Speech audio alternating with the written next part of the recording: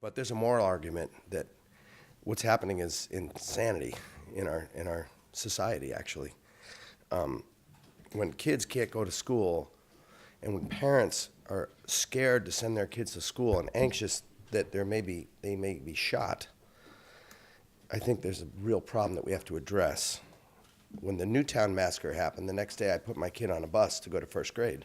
And that was when the day after a bunch of first graders were massacred. That was a hard thing to do. And it's hard again after what happened just the other day. My wife's been walking my kids into their class all the way in these days because there's anxiety.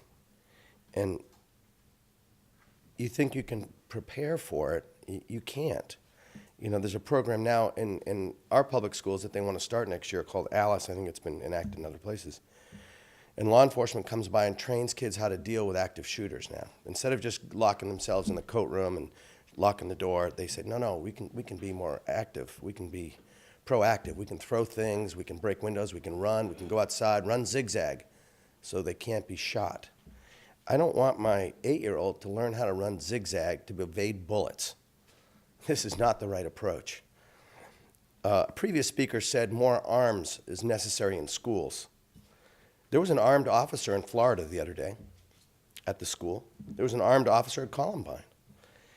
If someone has an assault weapon and wants to go in and kill a bunch of people, it's pretty hard to stop them. I don't want razor wire and metal detectors and gates around schools, around playgrounds. I want kids to be kids and enjoy and learn, and that's what they should be doing in school, not being taught how to evade bullets. This school did have preparation. They did have training. The school was under code red. Someone saw this individual coming and they recognized him and they got on a walkie-talkie, said code red. They went into lockdown. Doors were locked. In fact, one student was trying to get into, once this started, couldn't get into some classroom because they're all locked and was running around the halls. Finally, someone let them in. And the shooter, being from the school, probably was aware of some of their training procedures. He hit the fire alarm. So then people start coming out in the hallways to what they thought was a fire drill because they'd had a fire drill earlier in the day. And that's when he opened fire. So the approach is not to arm more people or to put up barriers or to give kids flak jackets. Is that what we want to do, send our kids to school with flak jackets?